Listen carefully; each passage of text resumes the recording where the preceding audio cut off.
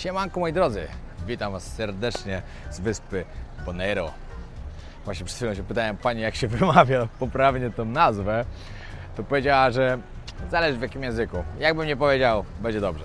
Plan jest taki, że go nie ma i to jest właśnie najlepszy plan, także będzie po prostu flow. Zwiedzamy, a Wy oglądajcie ten odcinek. Chciałem Wam powiedzieć, że zostało jeszcze niewiele, poniżej 60 000, żebym osiągnął mój cel, a nawet już coś koło 55, żebym osiągnął mój cel 1 000 000 subskrypcji. Także jeśli mnie wspierasz, jeśli jesteś ze mną, a wiem, że wielu z Was ogląda i nie subskrybuje kanału, zrób to dla mnie.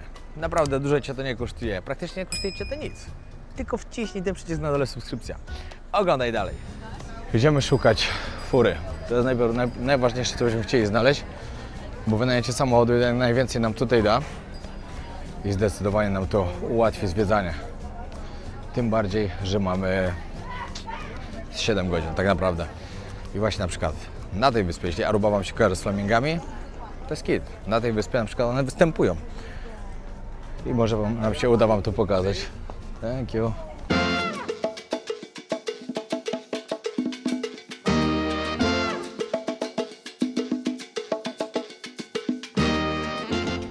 Pierwsze wrażenie? Spoko. Ładnie to wygląda. Zobaczymy, co będzie dalej. Ale na razie jest całkiem fajnie.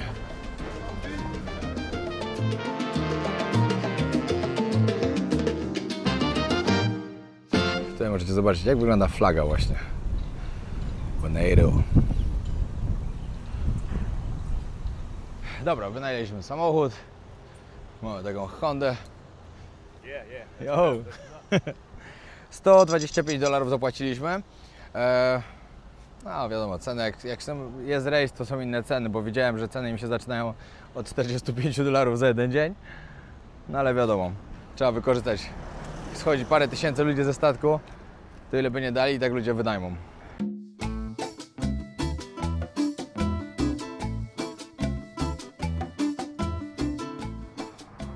Jeszcze miejsce to plaża Ti Amo. No ale z plażą to ma mało wspólnego. Chociaż czytałem, że tutaj właśnie większość plaż niestety, ale ma kamienia. Jest jedna taka plaża właśnie, na którą pojedziemy, bo na samym dole wyspy, gdzie jest typowo piękny, biały piasek. No ale tutaj jest jak jest.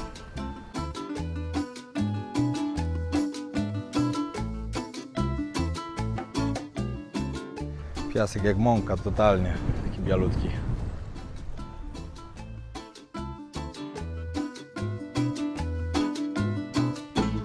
Kolejne miejsce to Behelors Beach.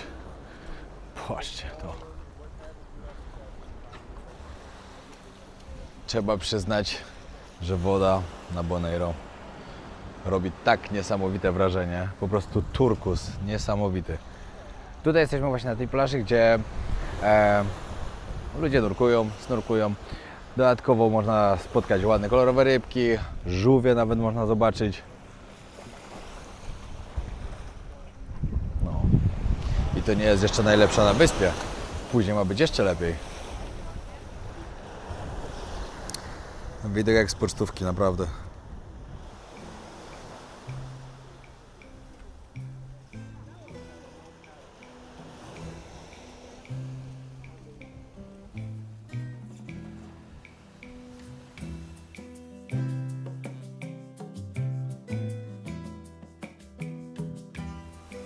No i po drodze zobaczyliśmy Beach Bar Ocean Oasis.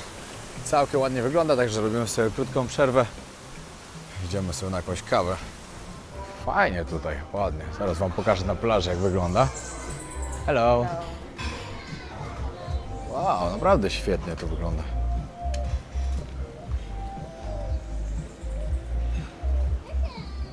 Lubię taki klimacik. Fajnie, myślę, że jak ktoś z Was będzie na wyspie, to warto odwiedzić to miejsce. Jak ktoś lubi taki klimat, no nie każdy lubi. Kawka w takim miejscu to jest po prostu mistrz. Serio, dużym moim takim marzeniem jest mieć hotelik z takim małym nawet beach barem, ale przy samej plaży. Coś niesamowitego by to było. Myślę, że to na pewno kiedyś zrobię.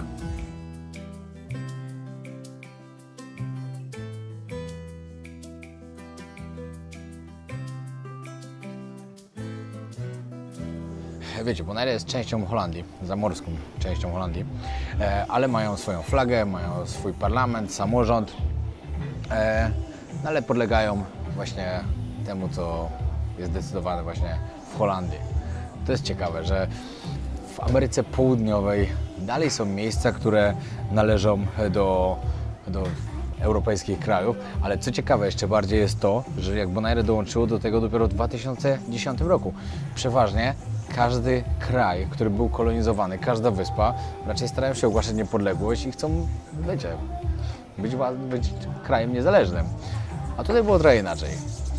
Jeśli w którejś z tych kwestii się mylę, jak ktoś tutaj mieszka i ma informacje, dlaczego właśnie tak jest, znaczy ja pewnie wiem dlaczego, to pewnie dużo więcej plusów było dołączenie do Królestwa Niderlandów niż nie, ale to jest ciekawa sytuacja, naprawdę. Co ciekawe, że właśnie na wyspie większość ludzi, którzy mieszkają, to są Holendrzy. Urzędowym językiem jest oczywiście niderlandzki, ale jest też drugi język, który jest połączeniem hiszpańskiego, portugalskiego i krajów afrykańskich. No i przede wszystkim ta wyspa jest cudowna. Jest tu wiele pięknych miejsc, w których natura po prostu wygrywa. Ja dzisiaj postaram się Wam pokazać to na moim vlogu, żebyście zobaczyli, że naprawdę jest cudownie. Ludzie kochają tutaj przyjeżdżać i nurkować. I naprawdę co kawałek, jak gdzieś się zatrzymujemy, to widać, jak tego wystaje z wody, na przykład rurki, jak ludzie pływają, albo po prostu jak schodzą z butlami. Fajnie. Nie miałem jakichś dużych wymagań po tej wyspie, a naprawdę mi się podoba. Jedziemy zaraz dalej. Jedziemy właśnie zobaczyć sanktuarium flamingów, bo flamingi tutaj naturalnie występują. Jest ich tu bardzo dużo i Wam to pokażemy, w przeciwieństwie do Aruby. I może pojedziemy jeszcze do sanktuarium osiołków, ale to jeszcze zobaczymy, czy zdążymy. Chcemy zobaczyć jeszcze Solne Kopce, też niesamowity widok, piękny. Park Narodowy i jeszcze jedną plażę taką na samym dole wyspy, już którą nam lokal polecił, że bardzo warto odwiedzić. No jak dobrze światło pada, to naprawdę to jest różowe.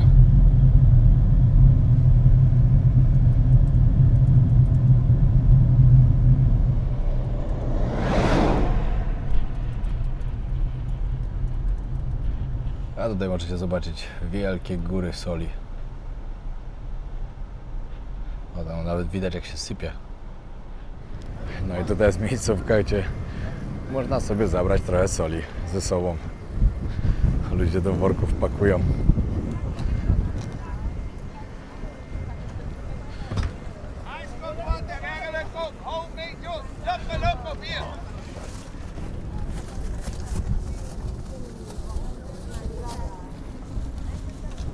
Za darmo to uczciwa cena, co nie?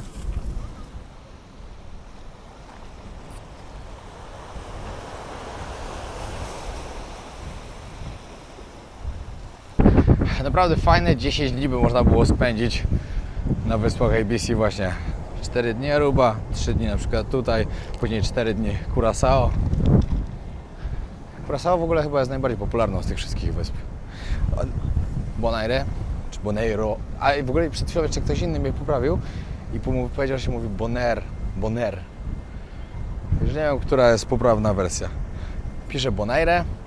W porcie pani powiedziała, że mówi się albo Bonaire, albo Bonairo. A jeszcze Piotrek mi przed chwilą powiedział, że mówi się Bonaire. Nie wiem, serio nie wiem. Rozwiążmy zagadkę, która dręczy Piotra. Prawidłowa wymowa nazwy wyspy to Bonaire. Widziałem już parę takich miejsc, ale to tutaj to jest chyba zdecydowanie najbardziej różowe. Ale pewnie po prostu dobrze słońce pada.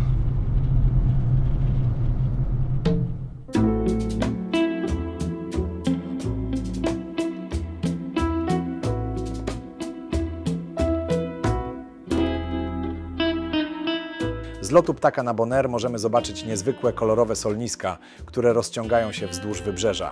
Wielkie zbiorniki z wodą morską, w których odparowuje sól, przybierają różne barwy, od jasno-różowych po intensywnie czerwone. Ten efekt powstaje dzięki mikroorganizmom i algom, które nadają wodzie charakterystyczny kolor. W tle widać też ogromne białe hałdy soli, tworzące kontrast z turkusowym Morzem Karaibów. To jedno z najbardziej widowiskowych miejsc na wyspie, które szczególnie efektownie wygląda właśnie z drona.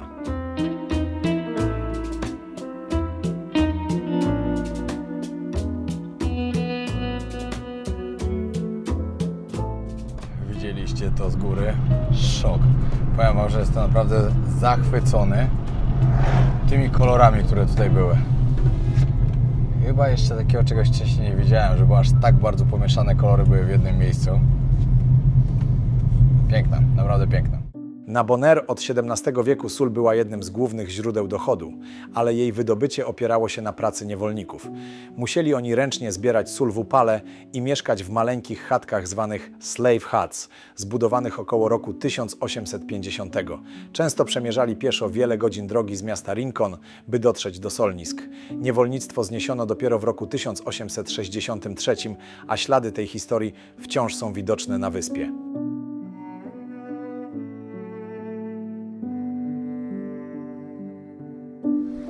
W takich właśnie domkach oni tu mieszkali. Te i tak pewnie są już odnowione, żeby były atrakcją turystyczną. Pewnie wyglądały dużo, dużo gorzej.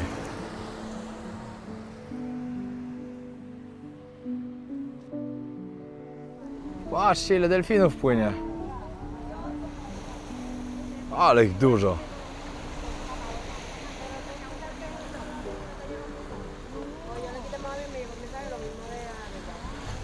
No, jest pierwsze miejsce, gdzie występują flamingi. Przynajmniej widać, jak sobie stoją. Bardzo daleko są. Muszę inne miejsce znaleźć. O, tutaj kolejne te domki.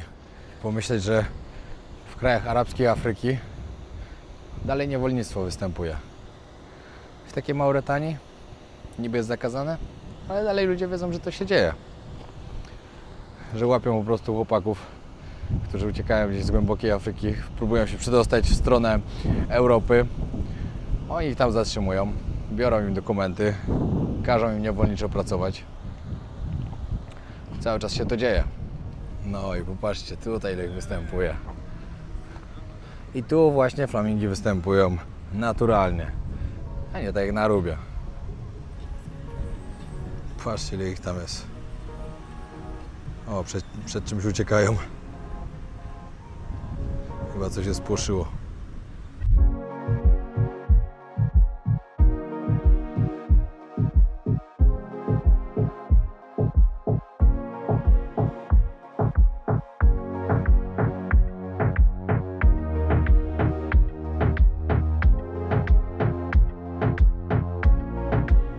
O, patrzcie, jak goziołki przyszły.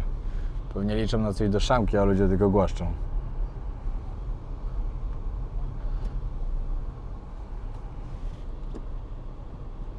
Kolejne miejsce, które odwiedzamy na wyspie, to jest Sorobon. Sorobon Beach. No, powiem wam, że tutaj wygląda naprawdę bardzo, bardzo pięknie. Przejdziemy właśnie na plażę. Już pani właśnie nas zaczepiła, czy chcemy tutaj zostać, czy potrzebujemy leżaki i tak dalej. O, patrzcie, takie domki są. Można było kawałeczek zobaczyć. To jest piękne, że są właśnie takie ukryte. Ale czekajcie, gdy na plażę, to dopiero zobaczycie. Ja już widziałem z oddali i zaraz wam pokażę. Szczerze to powiem wam, że troszkę wygląda jak na Zanzibarze. Tak mi się jakoś skojarzyło.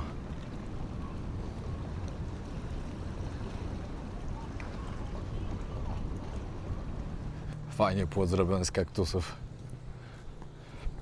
No, tutaj przejdziemy przez miejsce właśnie typowo teraz, które jest na kajda.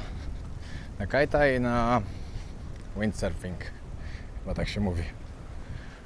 Ale ten kolor wody to jest po prostu miazga. Nie spodziewałem się aż takiego czegoś. Jak ktoś szuka ładnego koloru wody, to wyspa Bonaire, czy Bonaire, czy Bonairo będzie idealna.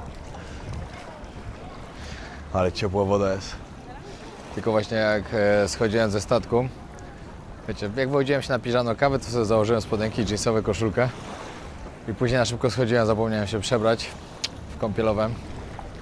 Nie mówię na 100%, żebym się kąpał oczywiście, no ale jednak wygodniej by było.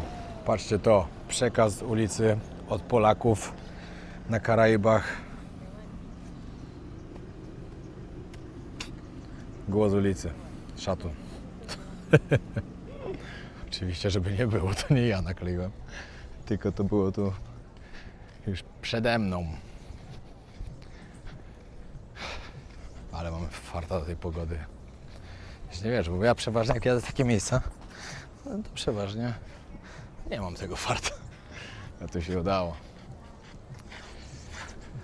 Szukamy jakiegoś dobrego miejsca, musimy mieć internet, bo Ala musi trochę popracować. Jest wszędzie duży problem z tym i czytałem właśnie, zanim przypłynęliśmy na wyspę, no, że może być problem z netem, że ogólnie mają to bardzo słaby.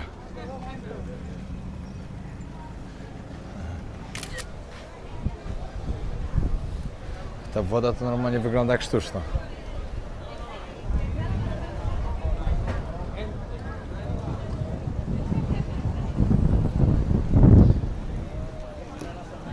Znaczy nie woda jak sztuczna, tylko kolor wody jak zrobiony sztucznie. Pięknie. Chcecie zobaczyć ładne zdjęcia albo filmiki krótsze? Zapraszamy na nasze Instagramy. Lala Horosz, Podróż Wojownika YouTube. Wbijajcie, zobaczycie, co tam u nas na bieżąco, bo filmy czasem nie są na bieżąco. W ogóle tu mi się nie podoba, to jest strasznie dużo. Strasznie dużo ludzi, tu chyba wycieczki przyjeżdżają. No. Woda jest kapitalna, ale na pewno tu przyjeżdżają wycieczki, no bo jest masa ludzi po prostu. No tutaj zdecydowanie za dużo osób. Nie można się cieszyć tym, co tu jest. No ale w sumie nie wiem, czy jest jeden statek, czy dwa, ale chyba tylko nasz był. Albo były dwa, to już w ogóle. Przy takiej małej wysepce, gdzie tu mieszka 26 000 ludzi, to jeszcze jak dodatkowo parę kolejnych tysięcy schodzi z tych rejsów, z tych statków rejsowych, no to jednak ich widać.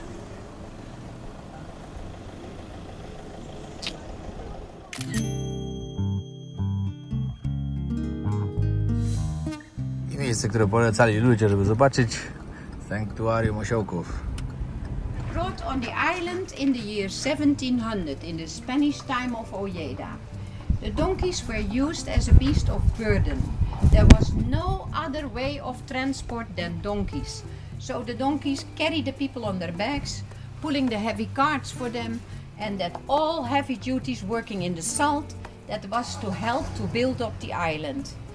Finally, when the cars and the luxury came, the donkeys were unnecessary, so they ended up on the streets.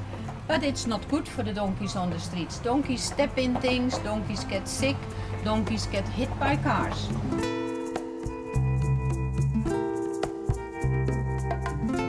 I'm the founder of this donkey sanctuary. 52 years ago, I started to help the donkeys. I started with one donkey, and at this moment in here, we have 834 donkeys in care.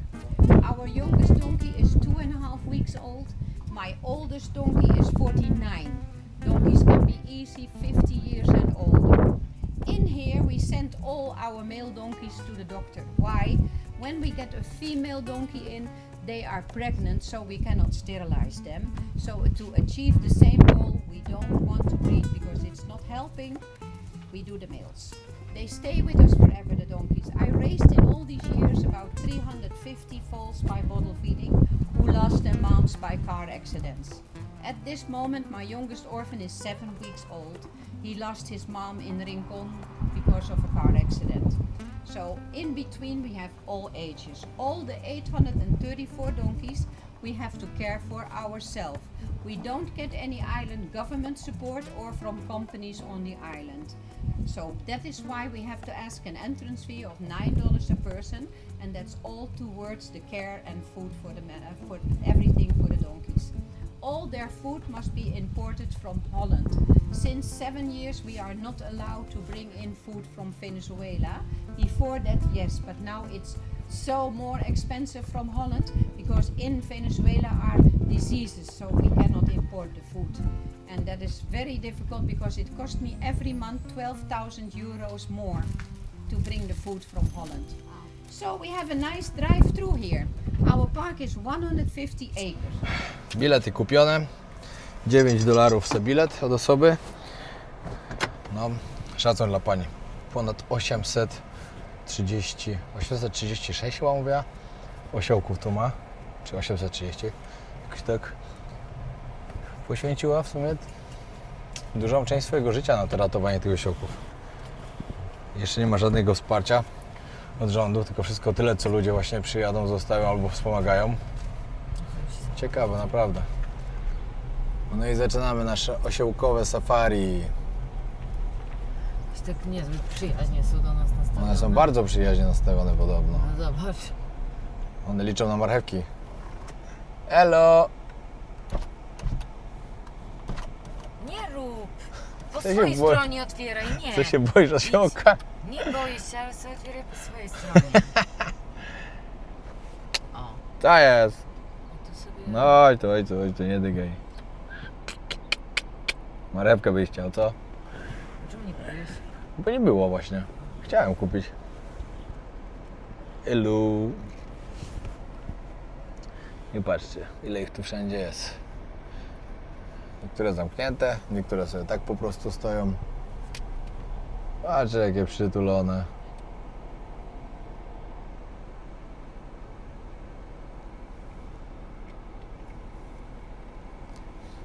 No pani musi kochać osiołki, mieć mocną misję naprawdę. Z drogi, panie osiołku! Nie ruszy się. Uparty jak osioł. Patrzcie, jaka drapaczka jest zrobiona. Jak coś zaswędzi. O, tam się jeden drapie akurat trochę. Chyba pan na coś liczy, tak? Tak jest?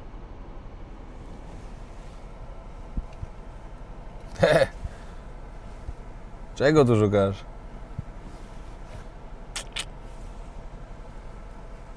Trochę chcę poprowadzić. Chyba tak.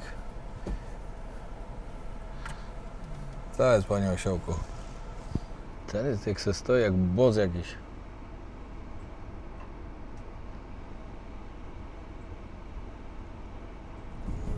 No i tutaj jest taki punkt widokowy i można ich zobaczyć. Co nie? Co nie, osiołki?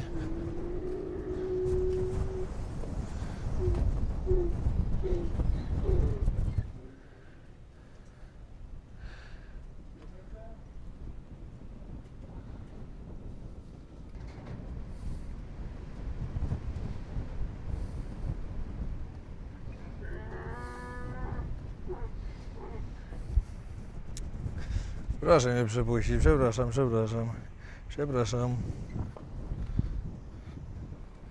O, patrzcie, akurat mają obiadek. Wszystkie się schodzą. Chyba bardzo głodne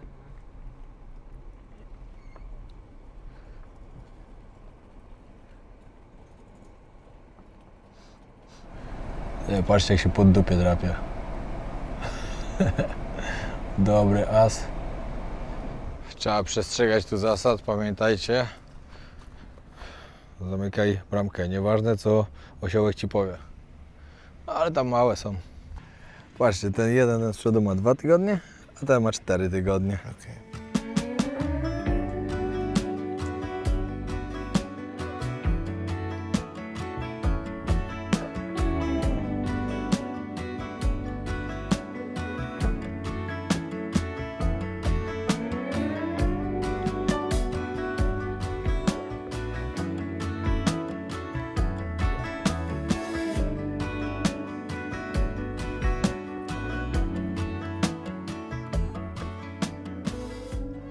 No i wróciliśmy sobie tutaj z powrotem do tego miejsca, bo było zdecydowanie najlepsze, które zobaczyliśmy i przyjechaliśmy sobie tu jeszcze teraz na obiadek.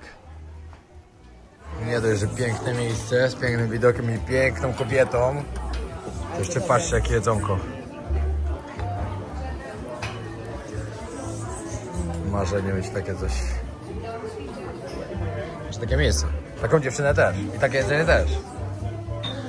No, naprawdę bym chciał kiedyś mieć taki beach bar, restaurację. No dobrze, tam nie działał internet, bo musieliśmy tutaj wrócić i całe szczęście.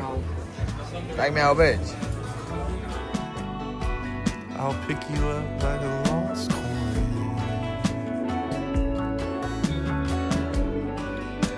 My loving is long range. Mega fajny dzień. Teraz trzeba wrócić na statek, jak tylko ruszymy. Idziemy na siłownię. I tak dzień za dniem na takim rejsie. Ale to leci. To już ostatnie miejsce. I wracamy. To teraz cały czas się zastanawiam, skąd oni wiedzą, jak ja się nazywam. I wchodzę teraz na statek, oni mówią: oj Peter, ostatni jesteś. Wszyscy już siedli. A ja mówię: kurde, sorry. Oni mówią: nie przejmuj się, o czasie. Ale ładny zachodzik. Dziwne, że jeszcze nie odpływamy. Mieliśmy już płynąć godzinę 30 temu. Dzisiaj White Party albo White Night na statku, wszyscy na biało. Ala na biało, a ja tylko w połowie. Bo okazało się, że... Jasne, buty masz białe. Tak, okazało się... I skarpetki masz białe. Okazało się, że nie wziąłem białej koszulki. Nie wiem, jakim cudem zawsze mam. Ale to nic. Wiedziałem na kolację, no obojętne. Ciekawe, co tam dobrego dzisiaj przygotowali. No ogólnie lubimy chodzić na bufety, bo wiadomo, zawsze można wybrać, co się chce i ile chce. Ale raz na czas też fajnie tutaj przyjść. Beef carpaccio. Ala, co chciałeś powiedzieć na temat jedzenia na tym statku? No ogólnie najsłabiej wypada ten statek ze wszystkich, na jakich byliśmy, jeśli chodzi o jedzenie. Ja tak samo uważam. No worries.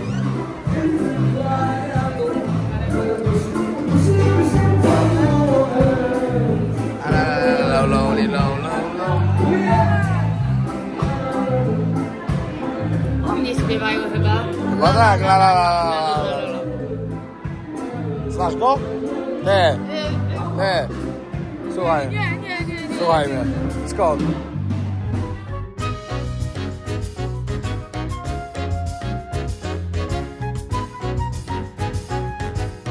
No i moi drodzy, witam serdecznie. Curaçao i kończę ten odcinek. O kurde. No się zadowiłem powietrzem. Chyba za czyste. Kończę ten odcinek właśnie tutaj, bo wczoraj zapomniałem nagrać zakończenia, także dziękuję bardzo, że oglądaliście odcinek. Dzisiaj ostatnia z wysp ABC. Jutro już płyniemy cały dzień, znaczy dzisiaj całą noc, jutro cały dzień i znowu całą noc. I będziemy z powrotem Puerto Rico, gdzie zostajemy też jeszcze dłużej, bo chcemy zwiedzić troszkę tą wyspę, bo jest piękna. Naprawdę pierwsze wrażenie zrobiło na nas bardzo dobre, także chcemy sobie też tam zostać, ale już to mamy czas, także możemy sobie na to pozwolić. Dziękuję bardzo, trzymajcie się. Wiem, że męczę tyłek, ale zostawcie tego suba, bo idzie świetnie i możemy razem w Stanach tego dokonać właśnie podczas tej podróży, żeby biła mi ta bańka, żebym mógł świętować jeszcze z moją kochaną Lalą. Nie wiem, może akurat na sam koniec podróży na Hawajach. To by było świetne miejsce do świętowania tego sukcesu. Trzymajcie się, pozdrawiam. Na razie zapraszam na kolejny odcinek z pięknej wyspy Curaçao.